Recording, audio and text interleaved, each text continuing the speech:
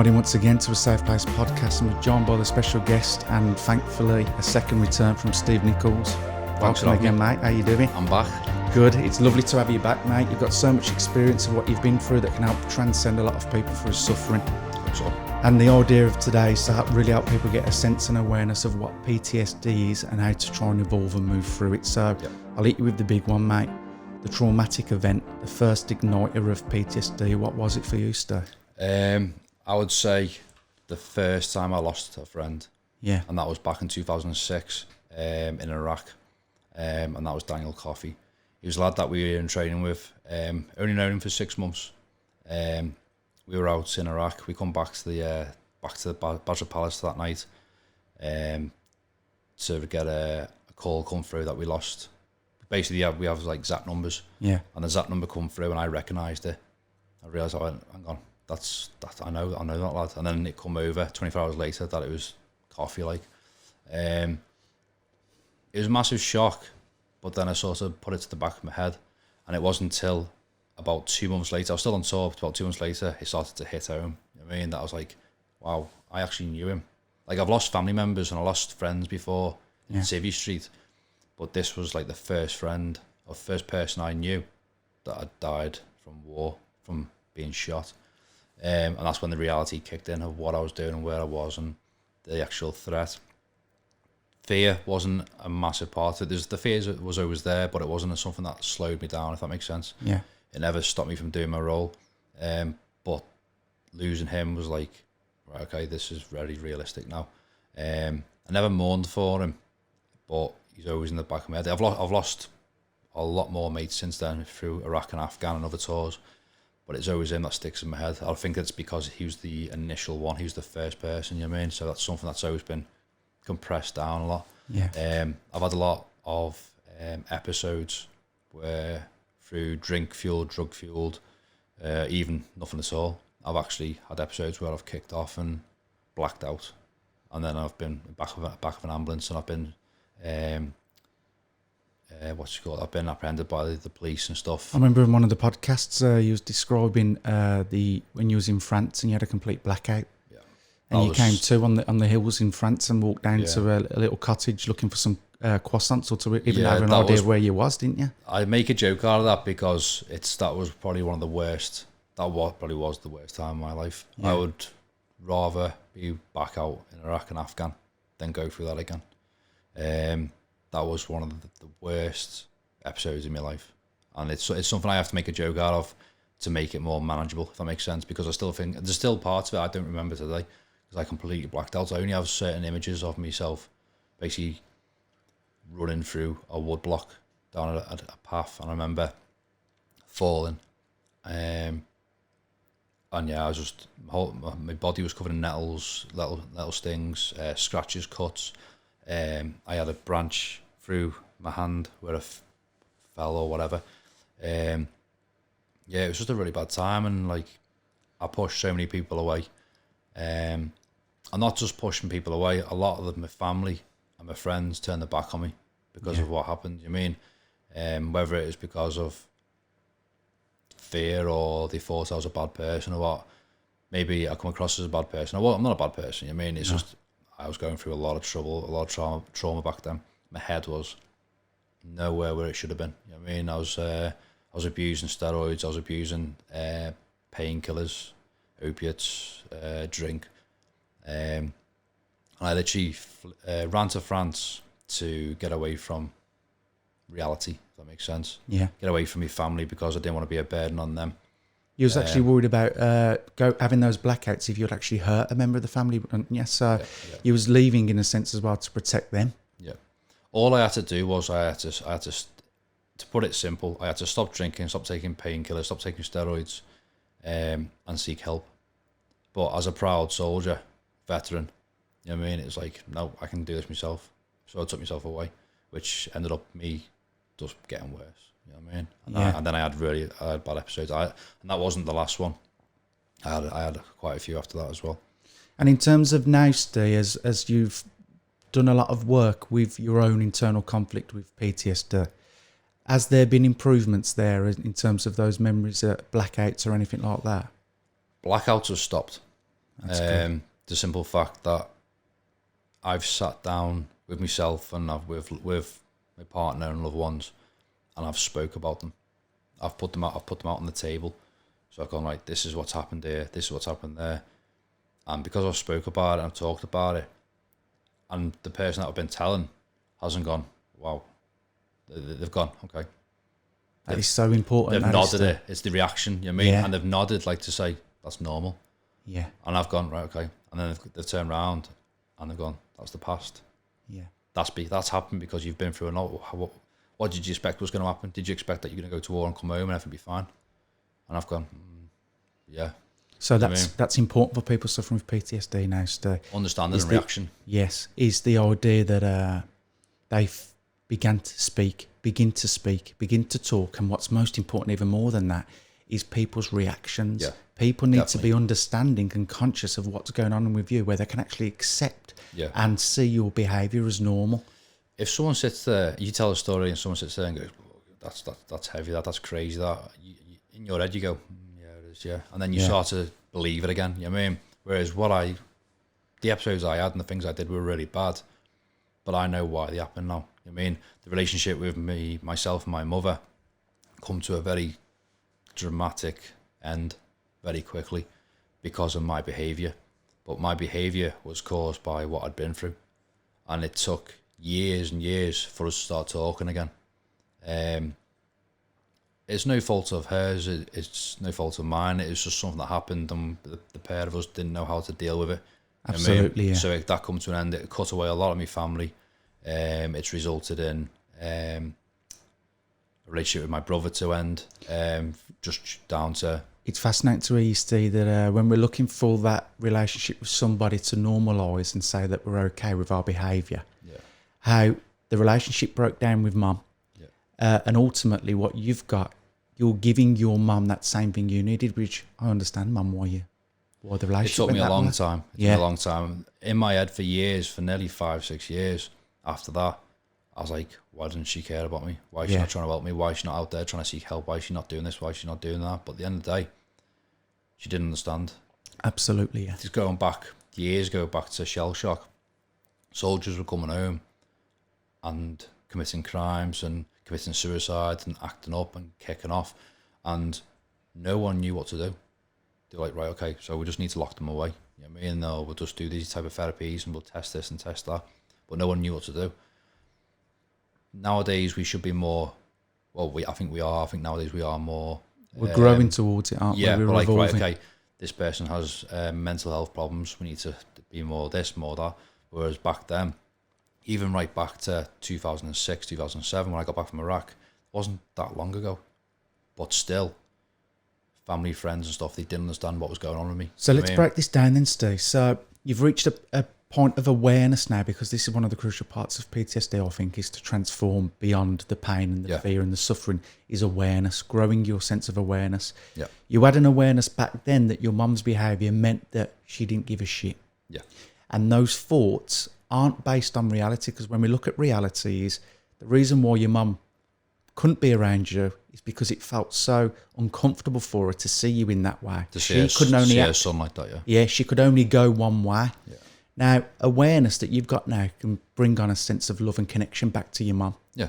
And this is what all soldiers need returning from war that are suffering with PTSD, is to find how they can get a sense of growing at their awareness, because ultimately on the other side of awareness is connection and love and unity, isn't it? Yeah. So when we look at somebody that's going through PTSD and there's that fight or flight response, there's some trigger gone off on Civvy Street and they're feeling, I remember you saying one of the podcasts, you'd still go and lie under your bed because that was like an unconscious safe place for you, wasn't it? We spent every night in Iraq, we could get bombardments of 81 mortars and rockets, and we just naturally got underneath the beds with body armour and helmets on. Yeah. And I just carried on doing it when I come home. Didn't realise I was doing it. I was just waking up under there. What did you think when you became conscious that, oh, I'm why am I under my bed? When you became aware, why am I still getting under my bed? Was there a feeling of uncertainty there? And again, what's wrong with me? No, because to me that was normal. Yeah. To me that was what we had to do. You know what I mean? And in my head I was like, okay, I shouldn't be doing this, but I am. It wasn't in my head. It wasn't something wrong. You know what I mean? Oh, good. I was just getting back from the bed and cracking on my day. Yeah. It wasn't until a few years later where I realised that it was happening more and more and more. Not just getting under the bed, but the way I was acting. Especially when I was in France, I'd like walk down the road, and I always say it, that walk down the road, that commute down the road, just to say go to the shop, would be like a patrol. I'll be watching every corner, every person, every building, every window. I had to risk assess every action in my life.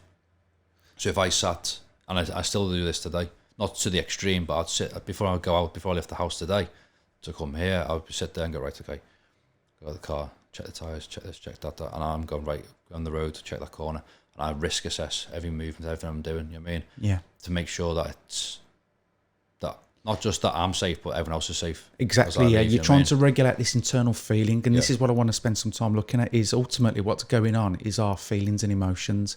And when we look at the outside world objectively and you're risk assessing, ultimately you're trying to take away a feeling of uncertainty, anxiety, and replace it with a sense of security and comfort. Yep. Now, somebody that would see you overly risk assessed in the outside world would go, what's wrong with him? Yeah. Rather than, oh, everything's right with him. He's regulating his emotions. He's trying to feel safe in a world that feels a little bit insecure at the moment. Yeah. Now, evolving our awareness, I think, is key to evolving how quickly we can transition through the PTSD. Yeah. The more unconscious we are, the more we suffer. Yeah. And we don't need to suffer as much as we have done. It's understandable that PTSD is a massive state of suffering. We spoke in the last podcast about the heart feeling like it's, in one of your videos you described, it felt like he was going to have a heart attack. Yeah. In fact, it felt that bad, you actually hoped it would have been a heart attack, and that's how uncomfortable it felt. Yeah. Absolutely. So you knew what it was, exactly right there. Again, the awareness. We're looking for certainty in what is and feels like uncertain. Well, that's just life in general. Whatever happens in your life, whether it be good or bad, you always seek answers, you always seek a positive outlook. Even if you're the most negative person in the world, you always fight to seek positivity. Absolutely, yeah. Because you need positivity to survive. Because the negativity, if you pulls you down, that sounds quite extreme. You need positivity to survive, because if you're that negative, you slip into that suicide pigeonhole, and then that's when you really have to fight then. So let's look at that negative idea then. So there's a battle between the negative and the positive, right? Let's take away the idea that it's negative. Let's imagine that, as you say, everyone is risk assessing in life generally, aren't they? Yeah. We're all doing it. Yeah. So it's normal. Second thing is, depending on the amount of trauma you've had, the level, the strength of the PTSD, those behaviours to regulate and transform fear into security are going to be more extreme. Yeah. Now, what anyone out there, any soldier now that's returned and they're suffering and they're having these extreme behaviours, they need to understand ultimately that behaviour, it may cause suffering, but it's normal, it's okay, and it's there for a reason. It's there to try and make you feel safe. Yeah. So awareness is, as we evolved the awareness towards mum and you understood why her behaviour was the way it was and it brought a connection, we're looking at evolving the awareness with your own self. Yeah. Growing, why is my body acting this way? Why am I doing the things I'm doing? And usually right at the bottom of it is somebody that's afraid, trying to feel safe in the world. And your body, in a sense, is acting perfectly well to bring you that security. Yeah. So you can develop a relationship with yourself where you feel the anxiety of PTSD coming on. And there's a sense of, thank you. Yeah. I know you've got my back. Yeah. You're trying to help me.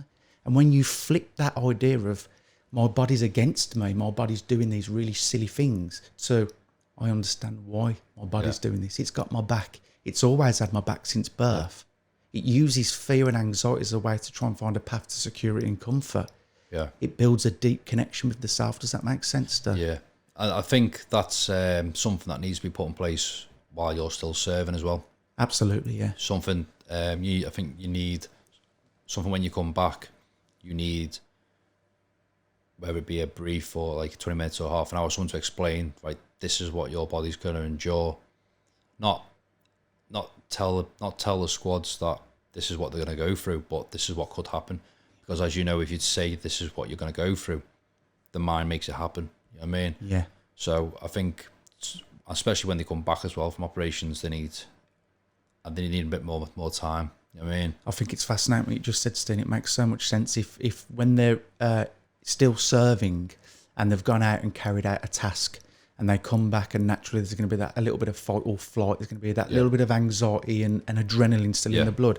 If they had somebody superior that they look up to, letting them know the mechanics of the body and what is a possibility in some people, rather than, as you rightly say, if you tell them it's going to happen, you can create more of that in a sense, can't you? Well, the problem is with the military, they started switching on about it, and they said, right, okay, what we're going to do is we're going to start doing training trim practitioners. Yeah. So it's basically, you basically ask 20 questions and you basically trim them, and then you realise from there you can see if they've got some sort of trauma or some sort of mental health problem, you know what I mean? Yeah. But the problem was they were training up higher ranks, like sergeants and stuff like that. Well, a sergeant will come into the room, or he'll come and see you in the field and he'll rip the back out of you, he'll discipline you, he'll beast you, and then that's it, debrief you, X, Y, Z. You're not going to go to a higher rank that's just disciplined you and pull your heart out. I've got you. So we all suggested that it should be the same rank, or it should be someone lower rank, like a Lance Jack or something like that. But yet again, Lance Jacks, they're closer to the lads than to the girls. But the problem was they were still doing disciplinary. You know what I mean? Yeah. So it has to be the same rank. Yeah. So if you're sat there, if I'm trim trained and me and you just got back in the field, I wouldn't ask you 20 questions. I'd watch you, and I'd see the way you react, the way your body reacts to stuff. If your tempo's getting worse, if you were a bit shaky before we went out the gate and stuff like that. And as a Lance Jack in Afghan, I was noting all that down with my lads, and I was putting not putting my lads into categories, but I was prioritising, if that makes sense. So I was watching each one of my lads, how they were reacting, how they act. It's weird because it was like, even in contacts and firefights, we would have like 360 ambushes, and we would get hammered, and I was controlling section commander would be controlling the fire. I'd be on top of the lads, make sure with casualties, ammunition, X, Y, Z. But at the same time, I was constantly assessing and watching. It was weird because it was sort of like the firefight wasn't happening. I was watching them and going, right, how's he reacting? What's he doing there? You know what I mean? I was seeing if one person was going a bit slower, if one person was a bit more aggressive than they normally are, or you see it in their eyes, you know, glazing over and stuff. I was just constantly watching. Obviously, I was switched on in the fight, like, but I can't even believe how a brain, Steve, can handle all of that stimulus that's going on. I think that's where I suffer, because I did so much for so long. So when I come back home, instead of going, right, okay, this is my time now, I'm home, I'm going to talk about my trauma, my problems, and assess my own brain and get myself in.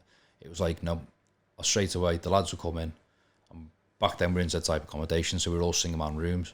So my door was propped open. I go, lads, my door's open, always. If you want to come and talk, always, just come and see me. If you've got anything at all, family dramas in your head, anything at all, what happened out there, come knock on my door, just walk in, sit in my bed, we'll chat, we'll have a coffee and we'll just chat. You know what I mean? I always had my door open, and rather than closing my door at night and sitting there for a bit and just maybe pulling the tears out and putting everything into order, writing things down and getting a grip of myself, or phoning home and going, listen, I didn't really, it sounds bad and this is going to upset probably a lot of my friends and family, but I didn't have anyone back home to talk to because of what happened. And I just felt like that it was just going on full on deaf ears, you know what I mean? So I basically said, no, I'll keep it to myself.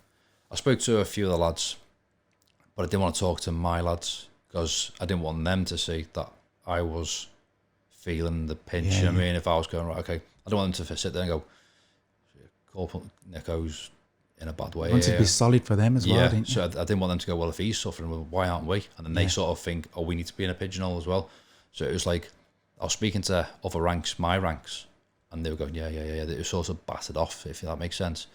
But I basically, and that's the thing with PTSD, that's the thing with being a soldier and a veteran, you always have to have an operation, a mission, a job, a role constantly going.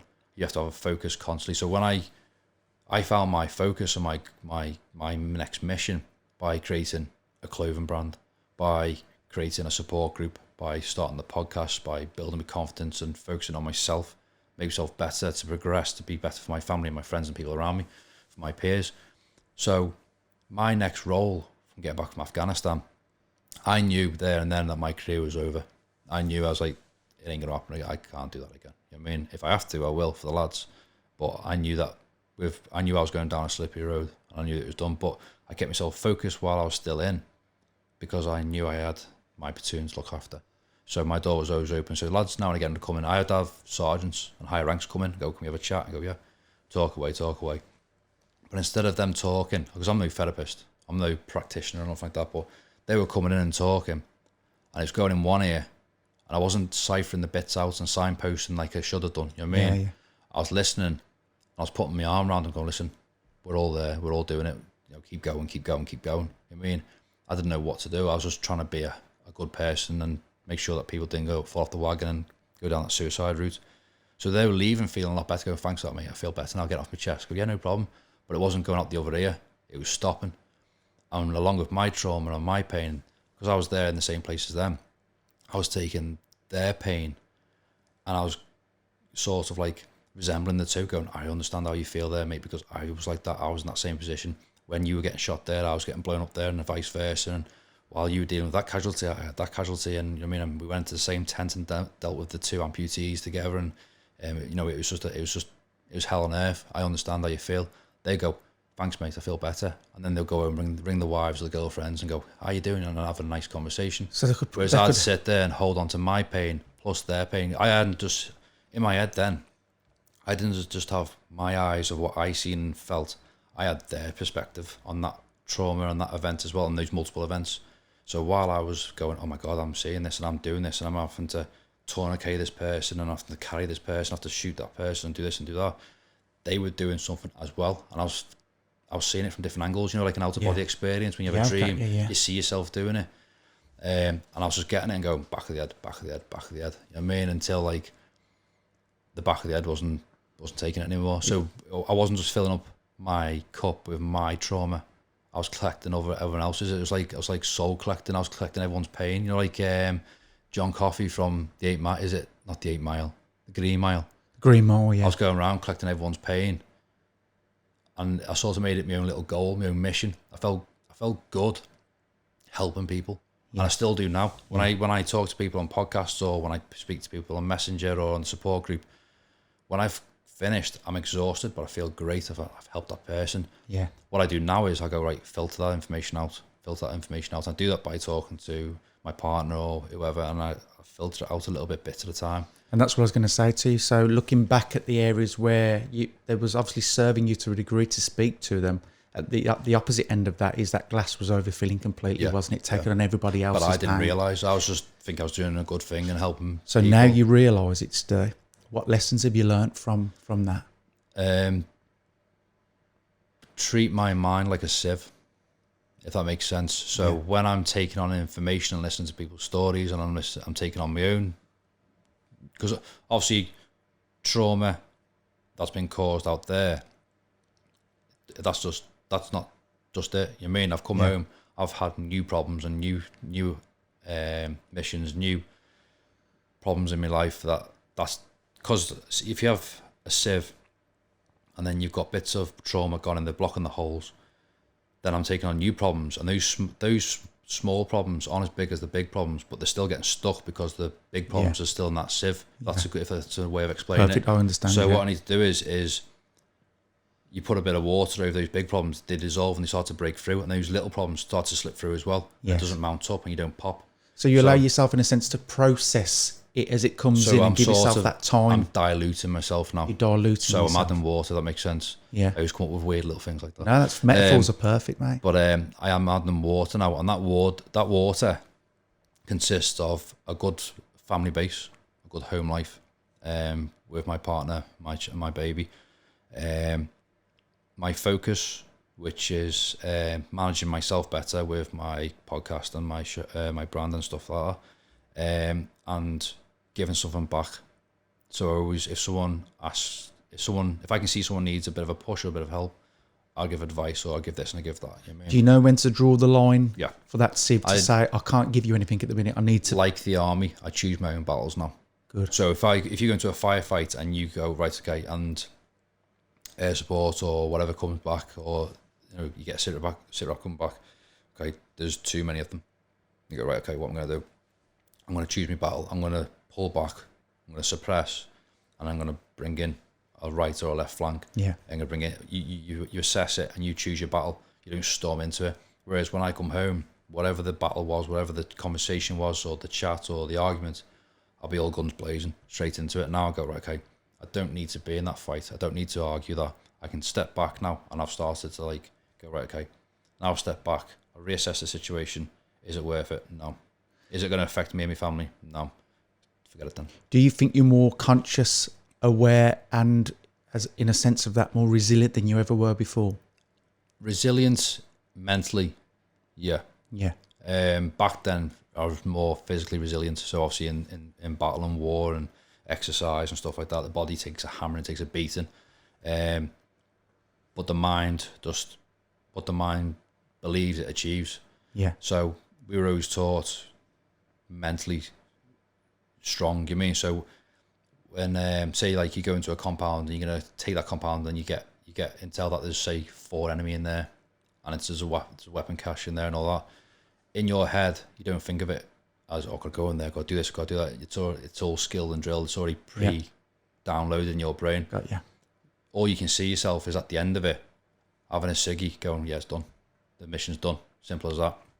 So the mind believes it and the body gets dragged behind. It's the same as if you go on and say like an 8 miler, a 16 miler, a 24 miler. In your mind, you go, I've already done it.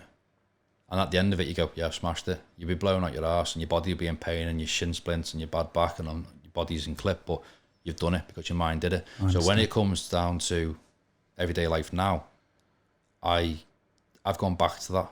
I go, my mind can achieve it. I can get through this and I can beat it. It's not going to last forever. The dark days aren't going to last forever. Depression will go. I just got to keep working and I got to keep riding through it. And this is, yeah, absolutely. And this is what I want to try and get across to people that are suffering directly right now with PTSD and they're not at the place where you are right now, and they're feeling suicidal. They need to have some sort of belief or hope that there's a place beyond where they are right now. Yeah. So your stories are crucial for that. In other words, with everything that you've been through, unfortunately, one of the side effects of that is pure suffering. No, we can't take away suffering from our experience. No. It's hardwired into reality. Yeah. And these people that are suffering with PTSD now are absolutely suffering. Yeah. And of course, they don't want to feel that pain. No. They want to escape it. And sometimes death seems like the only option. Yeah. Understandably, I can't take the pain anymore. And people like you, Ste, are so crucial for actually going through it and actually now coming out on the other side and saying, awareness of myself is a key factor. Yeah. Being able to know when to choose my battles. Looking at it now, Ste, how much have your relationships improved directly because of the suffering that you've been through? Massively. Yeah. Massively. I've had to... It's weird because I'm grateful that I was suicidal. I'm grateful that I tried. That sounds really bad. I'm grateful that I tried 4 times. Yeah. I'm grateful that, not that I failed, I'm grateful that it didn't work. Good. You know what I mean? Yeah. I'm grateful because if I never went through that pain and it's a lot of people that are listening now will understand when you can't explain how evil and how dark it is. No. Like, I don't know what you've been through or what anyone else has been through, but when you say you've been in that much pain mentally, people sit there and go, oh, I know what you mean there. You may know. Some people go, okay, you were in pain.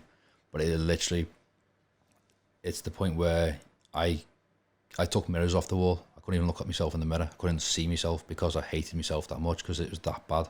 You know what I mean? To the point where death was the only way. That's where I had to go.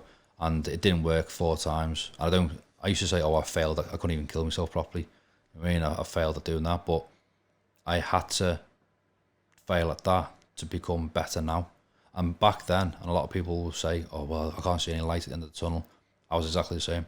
I could not see anything at all apart from, oh, this is just getting worse and worse and worse. And because you're in that negative frame of mind, everything around you becomes negative. Absolutely. Even the beautiful things in life become negative. Things, yeah. And it's like you become the reaper, you become the grim. Everything you touch dies, everything you touch is dark, everything you touch turns to dust. And it's like, this is shit, I'm not happy. And you're like, and then straight away you go, but I'll just keep going. I'll just keep plodding on because that's what your mental is. That's what as a soldier, you just keep going and going and going until the point where something minor will trigger you. You mean something so minor like a bill coming through the door or a row with a girlfriend or anything, and you'll go, that's it, done. Yeah. And you won't go and go, right, I'm going to go and kill myself.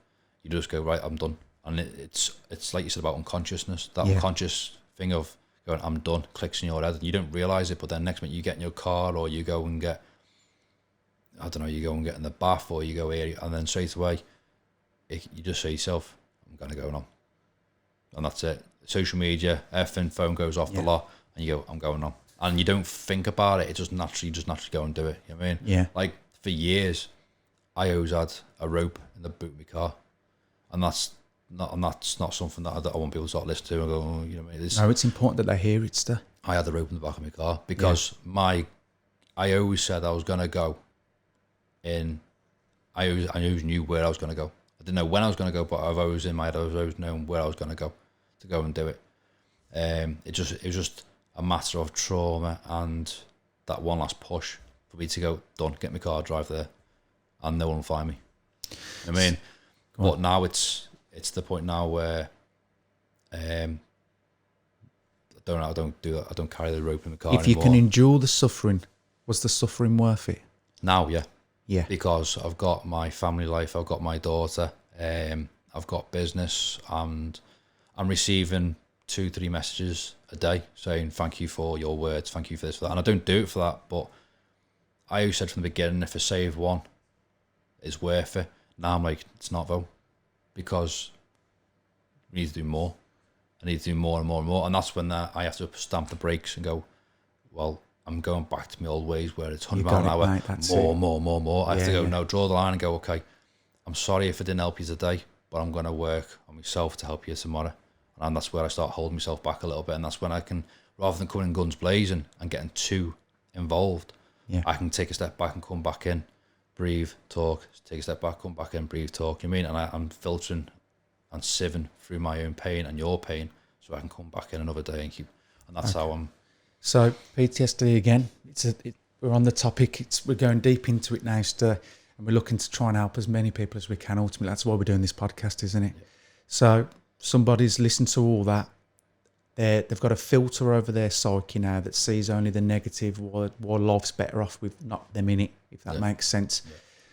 And all of their thoughts are feeding that to inevitably get to a point where if there's no support, they're going to top themselves, aren't they, Ste? Yeah. So one of the crucial things is understanding that actually where you are right now, you haven't got the ability to help yourself get out of this to a degree. No. You haven't got the awareness to be able to get out of yourself out of it. So this is where talking comes in. Yeah. I mean, talking is like, it's such a bullshit word in a sense, because everyone's like, oh, you got a problem, talk about it. Yeah. But you can't get any more crucial than being able to find somebody. It's got to fall in the right ears. It has, yeah. So, like, in your head, you're like, I can't do this. There's no one can pull me out of this. But then it'd be that certain person. It could be a person that you didn't even think about. Just comes out of nowhere and goes, hey, what's happening? You all right? What's going on? And then it's like starting that conversation and then working through it. And that's the idea behind my words and podcasts and stuff like that, is because there's people out there, and I was one of them, that I don't want to talk to a doctor. I don't want to talk to a psychiatrist. I don't want to go and get professional help. Yeah. Because sometimes you don't want to talk about it. Sometimes you don't want to tell your story. Sometimes you do. But it's having a peer or someone there that's on the same level as you. Yeah. That's been through it, and hearing them speak and going, I've gone through that. I'm going through that. I don't want to go through that. You know what I mean? Like, if you can listen to my story before you go through your story, it might take a bit of the edge off it. You know what I mean? Yeah. And that's what we need more of. We need more people speaking, and especially with my generation. Obviously, you had the Northern Ireland days, and still, I still know people that did serve the Northern Ireland, that before they'll get in the car, they'll check underneath. They'll drop the keys purposely next to the side of the car and go, oh, and as they pick it up, they check underneath the wheel arches, make sure there's no explosives in there. Still to this day, you know what I mean? I still to this day check corners of roads when I'm walking on the road, check bins. Why is that bin back there? Why is that there? You know what I mean? I'm still doing it today. I'm still assessing everything. But with my generation, with the Iraq and the Afghan days, they were obviously, I'm not putting any other tours down, but Iraq and Afghan was quite bloody. So it's my generation and my age groups that they've suffered quite a lot. They've suffered a lot, and there is a lot of people suffering out there from different tours. But I believe that it's my generation that needs to step up and go, right, okay, and I'm going to take this responsibility on me, and I'm going to tell my story, even if it's just getting a camera or just getting a voice note on your phone or whatever, and going, right, this is what I've been through, this is what I'm feeling, this is what I'm going through, and this is how I'm combating it, this is how I'm adapting, and then going, right, okay, stick it online, you know what I mean, or stick it to the right people, you know what I mean. That's why with my show, I'm trying to get more people on to tell their stories from different walks of life, whether it be from a boxing career, from the military, from the police, from just growing up as being a child and growing up in a bad situation with abuse or addiction and stuff like that, and tell their story, because it doesn't matter if you're a soldier or you're a sailor or you're a barber or anything. Mental health it's a wide spectrum. Does discriminate, does it? It affects everybody. Exactly. So people turn around to me and say, oh, your trauma's so bad, you witnessed this, you witnessed that. But I say, yeah, and I say it 100 times, people must get bored of it. There might be a 10-year-old girl who's stumped her toe, who's just lost her dad, who's completely suicidal. And people won't look at, they go, oh, she's only a kid. Look at what about him and his trauma. No, her mind might not be processing that right now. And it's not down to age or anything like that, it's just down to the human mind. You know what I mean? That person could have been suffering from the age of 2 right up, you know what I mean? And people have just bypassed it. They're going, oh, that happened years ago. Well, that's not how it works. That trauma stays. It's like glue. It's like shit on a carpet. It needs to be assessed immediately. You know what I mean? It does. Stay listening to you speak. I hear common things with myself. I never served in the army, but I went through my own traumas. And what I realised was the way that I handle that trauma ultimately now is to try and alleviate people from theirs, right? Yeah. Which is something that you're doing in a sense as well, isn't it? You're doing it on a much higher professional way. We're both doing it equally, I say, mate, 100%. Everything that you speak about is so, as you rightly say, I mean, it's all right going to a therapist, but when you're speaking to somebody across the room from you that genuinely cares, that has been through what you've been through and they want to help you, it doesn't matter what the fuck the qualification is. That's the most important thing for you in your life right now. So how can we offer that as an invitation to people with PTSD where they feel like the suffering isn't worth it? It is worth it, isn't it, Stu? It is. It is, because when I was going through it, I didn't believe that there was anything good going to come out of my life at all. Now, compared to back then, I'm on cloud 9. Yeah. I mean, I'm still, don't get me wrong, the trauma doesn't go. Obviously, I've still got the memories. Memories don't go away. No. I've still got the pain there. I've still got the anger. No, I've still have outbursts of anger. But it's to the point now where it's not like outbursts where I put my hand through a wall. It's more passive, if that makes sense. And I keep it away from my family. And I mean, it's more managed now. I still have anxiety attacks. I still have panic attacks. I still have bouts of depression after those anxiety attacks. Some days it gets that bad, I think, well, I wonder if I wasn't here. And then I go, pack it in. You've got a daughter. Yeah. You've got responsibility. You've got people listening to you. You've got this, you've got that. If I go and, in my head now, everything I've built and the support I've had from people like yourself and other podcasts and my family, my partner, if I go and do myself in now, they've just wasted their time. You've all backed me and pushed me and supported me and spoke to me and got my story out there. And if I go and do something like that, everyone that's been listening to my stories and going, oh yeah, he's on the right track, he's doing it, I'm going to do that. And then if I go and do it, they're going to go, well, it's just a waste of time. You know what I mean? There's no hope for me. So in a way, my words and my story are now keeping me here along with my family. You know what I mean? And the days are dark sometimes. Like, I got up this morning, got in the car, and I was driving up here. I was going, oh, what if I say the wrong thing? And I still get anxious, massively anxious before coming on. You know what I mean? Yeah. Obviously, it's not live and nothing like that. But even when I do, before I go into my podcasts, like, I go on there, and I take a bit of CBD oil and just to calm the nervous system down, to take the edge off me. You know what I mean? Yeah. And that's normal. Like, to me, I'm not cured, but I'm managing myself and my PTSD and everything. And that's where we go onto labels then. Because when I say I'm managing myself and I'm managing PTSD. They're two different things. Yeah. PTSD isn't me. I'm managing myself to progress and get better, but PTSD now and again will pop its head in. And I go, no. You know what I mean? And I'll manage you. I'll manage you when I'm ready. You know what I mean? I'll do this and I'll do that. And I've got my path here, and it might go off here and do this and do that and cross over other people's paths. But PTSD is just a couple of hurdles. And a couple of hurdles, what happens when you got someone that's doing hurdle and they're jumping hurdles? Sometimes they trip on the hurdle and they fall. Yeah. Well, what do? You stand back up and you go for the next one. Yeah. That hurdle's fell over. Don't worry about that. It's done now. Go for the next one. Keep going. And the hurdles eventually go from every metre to every 2 meters to every 5 to every 10 to every 20, and they start to space out. Yeah. Because you keep beating them and you keep pushing forward and you focus on your path and not a label, then you start to come through it. And as long as you've got this is how I done it: routine and a family basis, everything. And that's all well and good, setting a routine, going, I'm going to get up at this time, I'm going to go to work, I'm going to do this, I'm going to do that. Sometimes doing it is tough, and that's where discipline comes in. Yeah. And that's not just being ex-military that I'm disciplined. Anyone can be disciplined in their own way. Like getting out of bed in the morning, I wake up in the morning, I've had a bit of broken sleep because of bad dreams. The baby's next to me, she's kicking the hell out of me or whatever. And I look at her, I look at my missus and go, going to work. I'm going to work, and I come back, and I'm going to come back into the house and go, right, I've done my day's work for you. You know what I mean? I've done that. I'm getting out of bed for you. You know what I mean?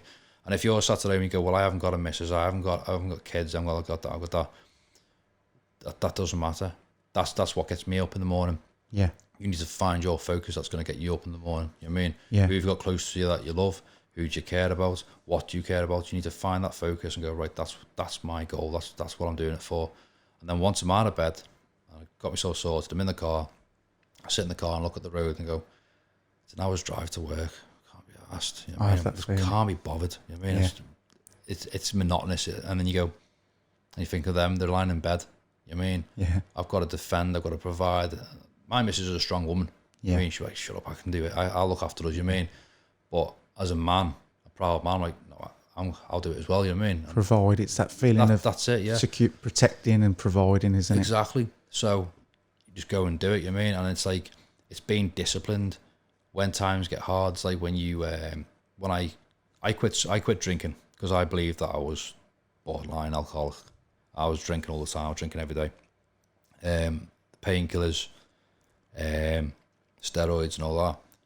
Coming off the steroids was pretty easy for me because I met my partner and we wanted to have kids, and I knew that had to happen, you know what I mean? So that put a massive stop straight away to that. So, but with the coming off them abruptly, I suffered quite a lot. The pain, taking the painkillers and stuff like that, that stopped earlier on before I met my partner. But I still took them on and off now and again, you know what I mean?